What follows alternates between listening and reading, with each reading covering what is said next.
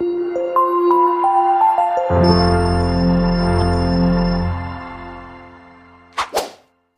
menonton dan jangan lupa di-subscribe ya. Assalamualaikum warahmatullahi wabarakatuh. Al-Fatihah. Alhamdulillahirabbil alamin arrahmanir rahim maliki yaumiddin. Iyyaka na'budu wa iyyaka nasta'in ihdinas siratal mustaqim. Siratal ladzina an'amta 'alaihim ghairil maghdubi 'alaihim waladdallin. Amin. Bismillahirrahmanirrahim. Alhamdulillahirabbil alamin wassalatu wassalamu ala asyrafil mursalin sayyidina wa maulana Muhammadin wa ala alihi wa sahbihi ajmain, amma ba'd. Fa inna asdaqal hadis kitabullah ta'ala wa khairal hadi hadi Muhammadin sallallahu alaihi wasallam wa syarrul umur muhdatsatuha wa kullu muhdatsatin bid'ah wa kullu bid'atin dhalalah wa kullu dhalalatin finnar. Para jamaah rahimakumullah, pada pertemuan minggu yang lalu saya sudah sampaikan bahwa orang ini cinta atau suka, semuanya pertama adalah suka pada diri sendiri, ya. Ini kan udah dibahas, suka pada diri sendiri. Yang kedua, semua orang pasti suka kepada orang yang baik, walaupun kebaikannya enggak pernah sampai ke kita, ya. Yang ketiga, orang suka kepada orang yang baik padanya, walaupun mungkin orang itu jahat. Kalau ya Bang Rohili ini hidupnya saya jamin, ya, semuanya saya jamin, maka pasti dia ini akan suka kepada saya, anaknya, bininya, ya, suka kepada saya, walaupun saya itu menjahat umpamanya. Nah, itulah makanya semua orang sebenarnya selalu ingin membalas kebaikan, walaupun membalas itu dengan rasa saja, dengan rasa suka. Nah, ini makanya suka dimanfaatkan oleh caleg, calon presiden, calon ini dengan ngasih black campaign itu pulus. Kenapa? Karena orang senang kalau dibagi. Ketika senang ada timbal baliknya, pingin memberi lagi, membalas. Makanya kan saya katakan saya tuh nggak percaya, bagi saya tuh nggak percaya saya ada orang hanya tangannya panas, ya, nanem apa saja nggak jadi, miara ayam apa saja nggak pernah bener. Kenapa? Tangannya katanya panas. Bukan panas kalau kata saya, itu tangan nggak ada cintanya, ya. Kalau ente umpamanya nih nanam pohonan, ente suka kepada pohonan itu, mesti dirawat, ya, disiram, dipupuk, ya, kemudian hama-hamanya juga dibasmi. Lah kalau sudah tanaman diperlakukan seperti itu oleh kita, dia akan memberikan apa yang kita inginkan. Miara ayam, kandangnya bersih, orang dicuci melulu, kemudian kasih makan yang baik, gitu, sakit buru-buru diobatin. Gimana dia nggak memberikan apa yang kita inginkan? Cinta itu begitu, Pak, selalu ada timbal baliknya. Ya, kan banyak anak perempuan tadinya nggak demen sama suaminya, tapi karena suaminya terus berlaku yang baik kepada dia, lama-lama, ya, nah itu kata Jawa, witing tresno jalaran sebab kulino, karena kulinonya Dan kulino karena sering bertemu melihat halak. Itu ya. Makanya dulu itu ada anak muda namanya Sulaiman.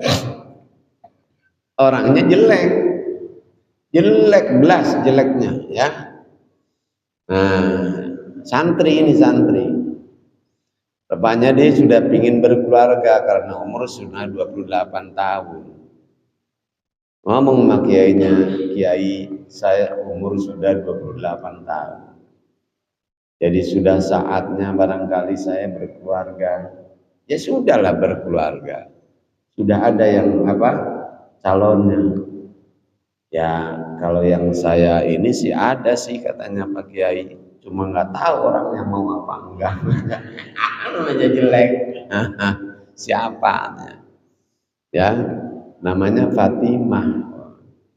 Namanya Fatimah, anak seorang janda namanya Maryam. Ya, katanya kalau gitu kamu ya sering-sering ke sono, ya. Sebab perempuan itu jatuh cinta beda dengan laki-laki. Kalau laki-laki jatuh cintanya lewat mata. Itu. Ya, laki-laki kalau melihat perempuan cakep, hawanya udah demen aja, Pak. Ya, laki-laki itu. Kalau perempuan enggak begitu, Pak. Perempuan itu jatuh cintanya lewat kuping, lewat telinga. Ya, lewat telinga, ya memang lewat mata juga, gitu ya. Makanya banyak laki-laki jelek suami istrinya cakep karena dia pintar ngegombal. Nah, ayo katanya kamu ke sana, perlihatkan akhlak kamu. Ketika perempuan seneng lihat akhlak bisa suka. Nah, terus ya akhirnya jalan. Udah setahun gitu, kayaknya belum ada tanda-tanda dia suka. Ngadu lagi sama kiainya. Kata kita puasa seminggu. Ya, kiai katanya puasa seminggu. Nah di waktu puasa itu suruh ngamalin surat Yusuf. Enggak semuanya, enggak. Nah, yaitu wakul nahasalillah falamma ra'ainahu akbarnahu wakul nahasalillah ma hadza basaran in hadza illa malakun karim. Tulis. Boleh itu. Boleh ditulis, boleh enggak apa-apa ya. Falamma ra'ainahu akbarnahu wa qulna hasalillah ma hadza basaron in hadza illa malakun karim. Falamma ra'ainahu, ketika perempuan Yusuf itu melihat Nabi Yusuf, ketika mereka melihat Yusuf, akbarnahu, mereka sangat tercengang, kagum luar biasa melihat rupanya Nabi Yusuf. Wa qulna, maka mereka berkata, hasalillah ma hadza basaron in hadza illa malakun karim. Ini bukan manusia, ini adalah malaikat yang mulia. Sampai ngiris-ngiris perempuan-perempuan itu, Pak. Jadi dibaca itu biar nanti Fatimah melihat Sulaiman kayak anaknya, walaupun tonggos kelihatannya seperti Sulaiman, kayak Nabi Yusuf gitu. Ya, kiai mah ya punya aja begitu-gitu. Nah, puasa dah seminggu. Makanya terus berdoa. Dalam doanya itu dia begini. Ya Allah, kata dia, ya Allah, saya ingin menjalankan sunnah Rasul, menikah, dan saya sadar bahwa rupa saya jelek, sementara Fatimah cantik, sehingga mungkin saja dia nggak demen. Tapi Engkau Maha Kuasa, Maha Pengasih, Maha Penyayang. Maka jika dia tidak suka kepada saya, tanamkan rasa cinta di hati dia kepada saya. Ya, dan apabila dia sudah ada calonnya, batalkan calonnya. Ya, batalkan katanya, ya. Nah, gitu. Dan apabila di dalam kodoknya bahwa dia bukan jodoh saya, maka rubahlah qada itu dan tetapkan dia sebagai jodoh saya. Allah diatur sama dia. Orang lagi demen kan gitu, Pak. Diatur sama dia ya. Nah, udah seminggu gimana? Udah Yai. Nah, sekarang hari Jumat kamu pergi ke sana. Ya, ngomong sama ibunya dan jangan lewat jam 7 pagi datangnya. Karena jam itulah nih apa namanya bagusnya di hari Jumat. Berangkat dia ke sana. Sampai rumahnya, Assalamualaikum, kita masuk. Kata si ibunya, Nak Sulaiman, ya silakan duduk.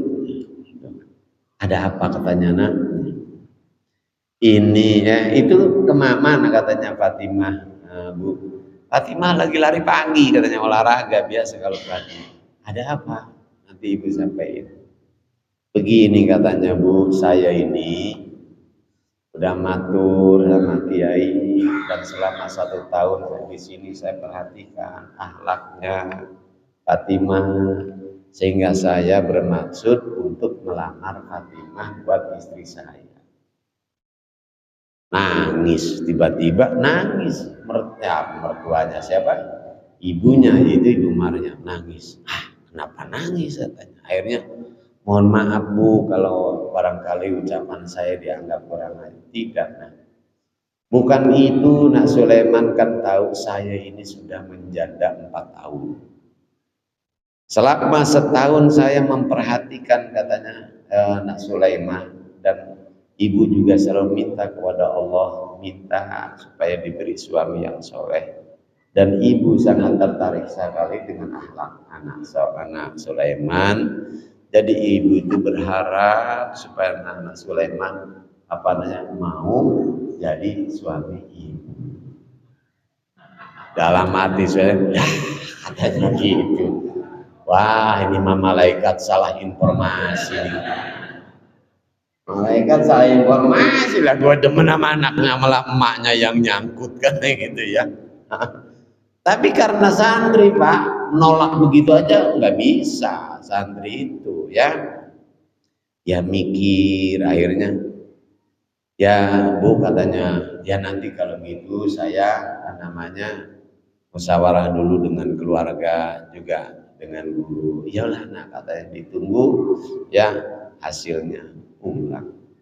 Malaikat kok bisa salah informasi ya katanya gitu. Gua demen sama anaknya, kenapa yang demen emaknya gitu ya.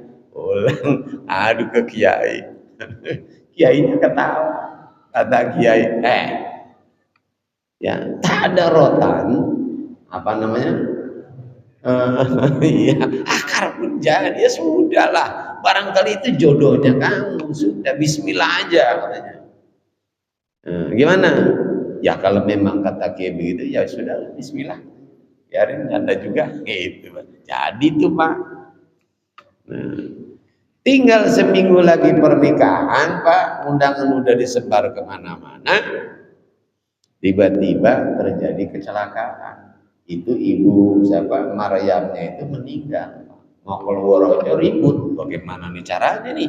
Undangan udah nyebar, ya. Tidak boleh batal. Jadi gimana? Udah kawinkan dengan anaknya. Akhirnya dikawinkan. Kata dia, ternyata malaikat nggak salah informasi.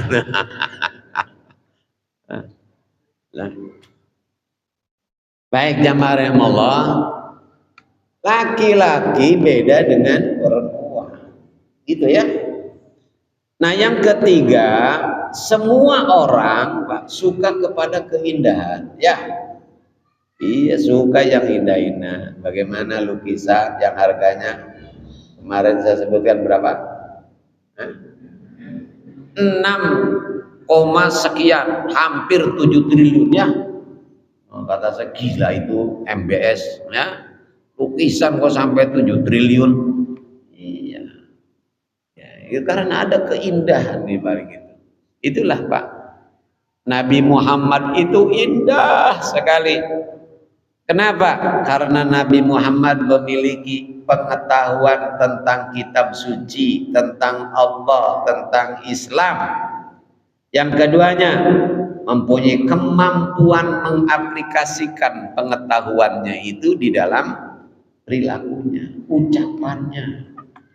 Makanya Nabi Muhammad itu nggak pernah, Pak, mengutuk orang, nyumpain orang, enggak. Sekali pernah Nabi melaknat, turun firman Allah, laisa laka minal amri syai'un aw yatuba alaihim aw yu'adzibahum fa innahum dzalimun. Enggak ada hak buat kamu Muhammad untuk mengutuk si anu, harus disiksa dan sebagainya. Itu urusan aku. Apakah aku mau menyiksa atau aku mau mengampuni dosa-dosanya, itu adalah hak aku. Sejak itu Nabi Muhammad enggak lagi, Pak, mengutuk. Makanya jangan apa namanya ngutuk-ngutuk caci maki, jual apanya ya. Aduh, ya mari ngomong. Nabi Muhammad memang enggak begitu, Pak. Indah. Ya. Ini akhlaknya Nabi. Makanya para sahabat begitu, jamaah Allah. Hanya saya itu merinding kalau ada orang ceramah atau kiai ngomongnya, anjing, babi, ya, monyet, apalagi ya, dan sebagainya, terkutuk dan sebagainya. Rasulullah nggak begitu, Pak, ngajarinnya. Ya kunta qalidul qalil lafadh min halik. Kalau engkau Muhammad kasar, keras kepala, kata Allah, lan faddu min haulik, itu mereka akan berlarian dari kamu, akan menjauh dari kamu. Biar alimnya kayak apa, ya di Rohili, Pak, alimnya kayak apa, begitu dia ngomong kasar dan sebagainya, orang udah mikir, Pak, apa perlu saya ngaji lagi sama dia, Pak? Karena guru kencing berlari, murid kencing terbalik ya. Ya pokoknya lah begitu, Pak. Ya. Coba perhatikan, yang namanya murid kalau ceramah akan ngikuti gaya gurunya. Iya. Gurunya begitu ceramah, muridnya enggak jauh dari itu. Ya. Begitu sama dengan anak. Anak itu mafil aba fil abna, apa yang ada pada bapak ada pada anak.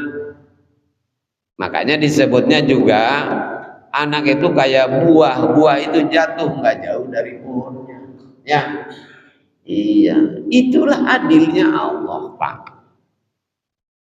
Bapaknya hitam, emaknya hitam, anaknya ya hitam, Pak, nggak bakalan putih. Biar tiap minggu minum air kelapa muda, ya tetap aja. Emak bapaknya hitam, emak bapaknya jelek, dibacain surat Yusuf terus, ganteng nggak baca, Pak? Nggak bakalan, Pak, nggak bakalan. Ya, nggak bakalan. Nah, coba sekarang, emaknya putih, bapaknya putih, anaknya hitam, rambutnya keriting. Curiga nggak? Nah, itulah adilnya Allah, Pak. Nggak akan jauh. Biar jangan rusak rumah tangganya. Jadi orang hamil dibacain surat Yusuf berapa kali juga, Pak, nggak bakalan ganteng. Ya, jadi kalau ada orang 7 bulan baca surat Yusuf, bukan biar ganteng kayak Nabi Yusuf, bukan, Pak. Kalau perempuan biar cantik kayak Siti Maryam. Nah, orangnya begitu kok ingin punya anak kayak Siti Maryam, dibacain surat Maryam juga enggak bakal begitu, Pak. Bukan itu tujuan dibaca surat Yusuf, dibacain surat Maryam, bukan ke sana larinya. Gitu. Tapi Pak, ada juga tuh yang apa namanya ini, tapi beda banget dengan bapaknya. Itu buah gelinding itu, Pak, ya, gelinding karena jalannya nggak rata, ya. Dan itu langka yang begitu, Islam itu indah. Islam itu indah. Ketika Nabi Muhammad melaksanakan, ya, ibadah haji, yang ikut haji itu ada 114.000.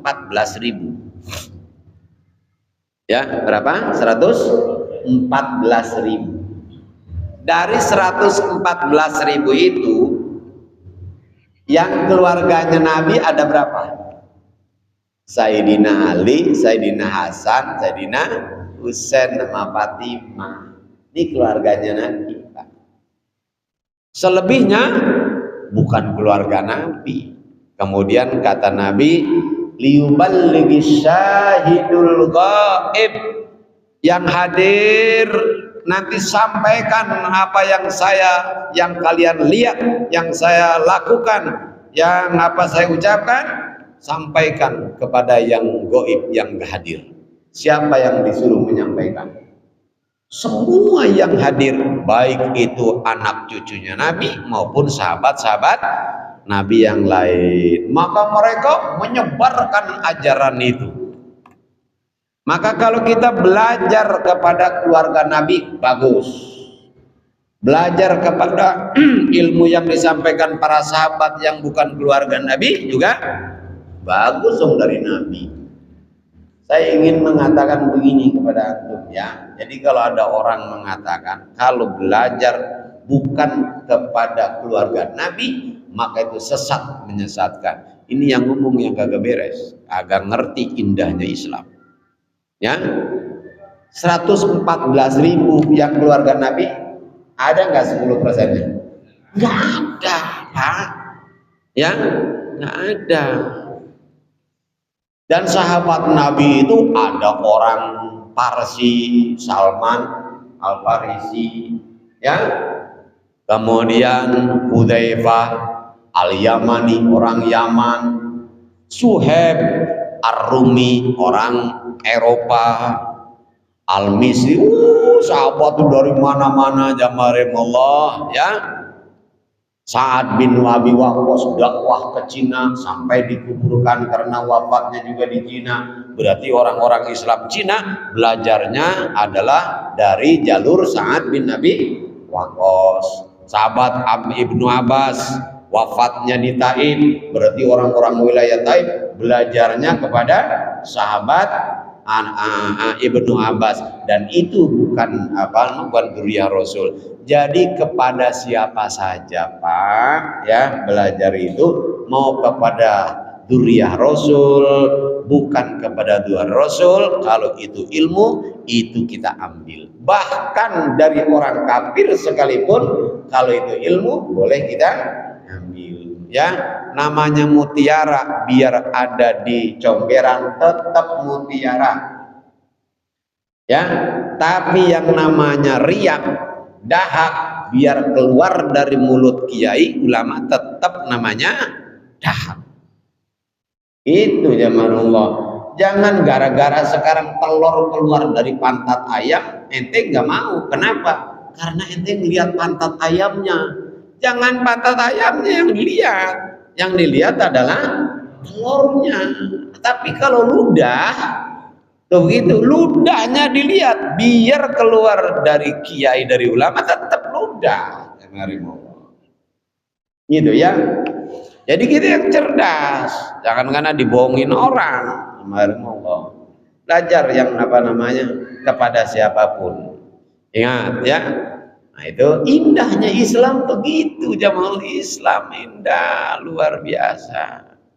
Kita kalau akidah, belajar akidah, ya, belajar akidah nih Syafi'i, madzhab Syafi'i kepada siapa tokohnya? Yaitu Abu Hasan Al-Asy'ari dan Al-Maturidi. Siapa dia ini? Dia bukan dzurriyyah Rasul, bukan jamaah Allah. Ini paham ahli sunnah wal jamaah. Fikih belajarnya masih apa kita? Ya, Imam Syafi'i, bukan dzurriyyah Rasul. Hadis, ahli hadis yang paling sahih, yang paling disahihkan oleh ulama adalah Bukhari. Orang mana Imam Bukhari itu? Imam Bukhari itu orang Putin mana? Rusia. Iya, mungkin nama Bukhari kalau di tes DNA darahnya sama sama Putin, Pak.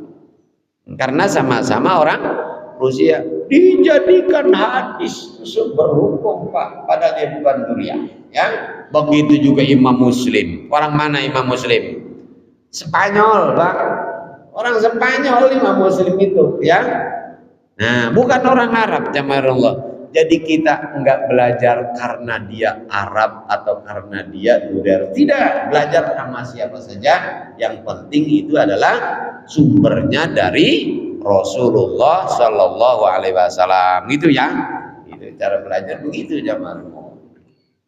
Saya bukan ngajarin nyuruh sampean pada membenci dzurriyyah Rasulullah. Bukan begitu jamaah ya. Dzurriyyah Rasul wajib kita cintai. Wajib jamaah kita cintai ya. Kalau kita ngerti arti mahabbah. Yang berikutnya kita suka kepada orang karena adanya munasabah, karena adanya muwafaqah, karena adanya kesesuaian ya.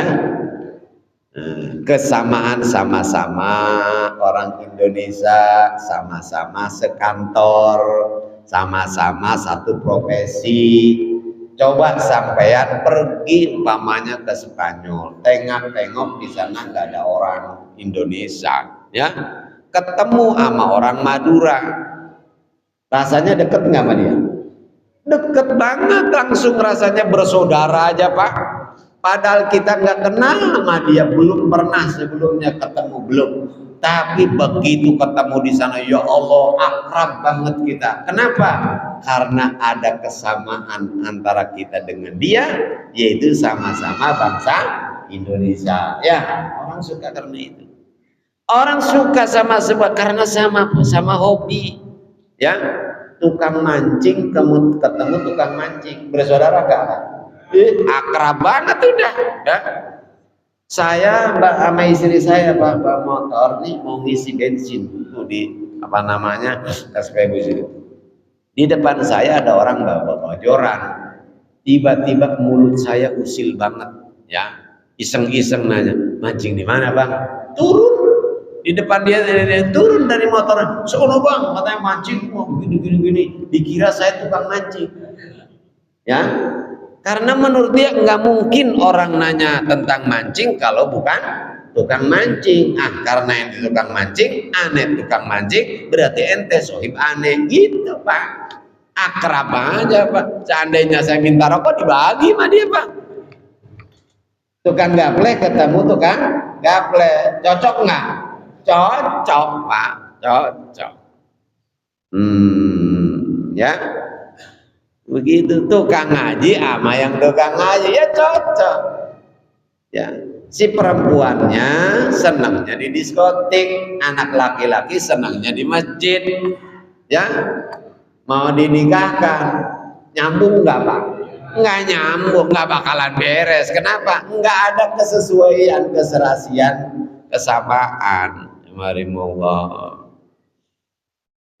Makanya kata Nabi Shallallahu Alaihi Wasallam, kalau di satu majelis ada 100 orang munafik, 1 orang mukmin, lalu masuk si mukmin kedua, maka si mukmin kedua ini akan duduk di samping mukmin pertama. Kenapa? Nyaman duduk di samping sama-sama orang beriman, ngobrolnya nyambung. Begitu juga sebaliknya, kalau di satu majelis ada 100 orang mukmin, 1 orang munafik, datang si munafik kedua, dia akan duduk di samping si munafik pertama. Begitu jamaah Allah, muwafaqah, munasabah, ya.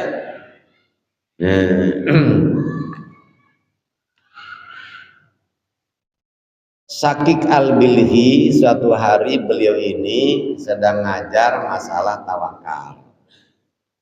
Selesai mengajar itu kemudian nyuruh kepada santrinya, nah sekarang ya, fantashiru fil ard wabtagu min fadlillah. Ayo bertebaran di muka bumi, cari karunia Allah. Kata si santri yang satu, saya enggak mau dagang. Terus saya mau tawakal saja sama Allah. Itu keliru. Ya, keliru. Tawakalnya bukan tawakal bil amal, tawakal bil ilmi wal khaliyah. Ya, kamu harus senang. Nggak boleh tawakal begitu. Kamu itu bisa apa namanya berusaha kok. Akhirnya ya karena gurunya yang nyuruh berangkat juga. Di tengah perjalanan dia melihat ada dua burung. Dua burung ini yang dia tahu Pak nggak pernah akur. Kalau ketemu mesti berantem. Mesti kan gitu, nggak pernah akur. Tapi yang menarik saat itu, heran, itu akur burung itu, burung yang gedenya disuapin Pak sama burung yang kecil. Kata dia, subhanallah, subhanallah, luar biasa ini. Ya, dua makhluk yang biasanya musuhan kok bisa bersaudara, bisa bersahabat. Apa penyebabnya? Dia berpikir Pak, coba dia deketin. Begitu dia mendekat, rupanya si burung ini merasa ada makhluk asing mendekatinya. Langsung terbang dua-duanya Pak. Yang kecil terbang lincah, yang gede terbang nabrak pohon Pak. Ya, oh katanya rupanya yang gedenya buta, gitu Pak. Ya, buta, pantas katanya. Pantas biasanya nggak biasanya berantem sekarang nggak berantem. Artinya musuh jadi teman. Kenapa? Karena yang satunya buta, nggak kenal musuh, nggak kenal teman. Ya, maka kita juga boleh jadi Pak. Yang mestinya kita jadikan teman malah dijadikan musuh. Yang mestinya musuh dijadikan teman. Kenapa? Mungkin karena kitanya buta, nggak tahu musuh, nggak tahu teman. Tapi yang menarik lagi bagi dia yang kedua yang dia pahami dari situ, makhluk ini, burung yang buta ini kan nggak bisa nyari makanan Pak. Tapi Allah itu memang ya Maha Pengasih, tetap selama jatah rizkinya masih ada, diberi makan oleh Allah Subhanahu wa taala, walaupun orang makhluk ini nggak bisa nyari. Kalau burung aja dikasih makan, masa aku enggak, kata dia. Yang penting aku tawakal sama Allah. Balik lagi Pak, nggak jadi dagang. Itu ketemu guru, lah kok malah balik lagi, katanya. Kenapa? Tidak Syekh, dah saya mantap, saya mau tawakal aja, ya. Dia ceritain tuh apa yang dia lihat. Apa kata gurunya? Oh, jadi kamu pingin jadi burung buta, gitu kata gurunya. Jadi kamu pingin jadi burung buta. Kenapa nggak terpikir oleh kamu untuk menjadi burung satunya lagi yang nyuapin? Padahal kata Rasulullah, al-yadul ulya khairun minal yadi sufla. Tangan yang di atas lebih baik dari tangan yang di bawah. Lah kok kamu pingin jadi orang yang tangannya di bawah? Kenapa tidak berpikir menjadi orang yang memberi bukan penerima? Nah, akhirnya iya ya dagang. Ah itulah Pak, yang tadinya dia yakin betul sekali Pak, yakin dia itu betul mau tawakal. Ternyata karena gurunya lebih alim, ya, wawasannya lebih luas, kelihatan bodohnya ini santri. Itu kemarin Allah. Ini kadang-kadang Pak, kita ini bodoh, kadang-kadang salah, tapi karena keras kepala, enggak mau mengakui kesalahan, ya, enggak mau menerima kebenaran orang lain. Itu kenapa? Nah itulah qaswatul qalbi. Ya, hati kita keras. Padahal Nabi Muhammad SAW, ya, ulul azmi yang 5 itu Pak, Nabi Muhammad, Nabi Ibrahim, Nabi Musa, Nabi Isa, Nabi Nuh. Jadi Nabi Musa itu tingkatannya 2 tingkat di bawah Nabi Muhammad. Tapi ketika Nabi mendapatkan perintah dari Allah sholat sehari semalam 50 waktu, kata Nabi Musa, Muhammad, umatmu tidak akan kuat, mintalah keringanan kepada Allah, ya. Yang mengusulkan Nabi Musa.